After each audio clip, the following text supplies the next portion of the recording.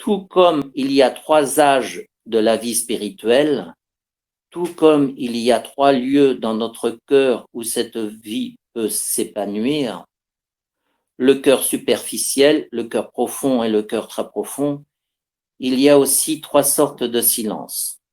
Celui vis-à-vis des créatures, celui vis-à-vis des pensées d'orgueil, enfin celui vis-à-vis de tout ce qui n'est pas Dieu ou ordonné à lui.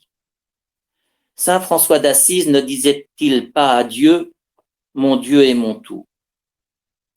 Silence donc vis-à-vis des richesses, vis-à-vis des honneurs, enfin vis-à-vis du diable lui-même ou de soi-même. Ceci est le premier degré de silence vis-à-vis des richesses et des distractions qu'elles occasionnent, afin de nous rendre attentifs à la parole de Dieu, attentifs à notre devoir d'État.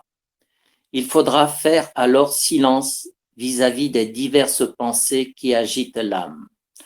De ces pensées d'orgueil, nous encore extériorisées, mais qui peuvent être très préjudiciables.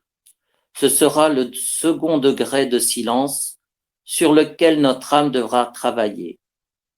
Ce second degré de silence consistera donc à pénétrer notre cœur profond pour y faire un discernement de ces diverses pensées et prier Dieu de nous donner sa lumière sur le sujet. Si l'âme applique bien ces règles, elle se trouvera dans un état d'illumination divine, de calme divin qui la fera vivre habituellement dans un silence intérieur profond. Le tumulte des pensées, d'ambitions mondaines, de gloire éphémère ne pourra ébranler le calme d'une âme qui ne cherche que la gloire de Dieu, non la sienne propre, d'une âme qui vit habituellement dans son cœur profond, de l'âme d'un homme qui tient son âme dans les mains et ne la laisse pas tomber.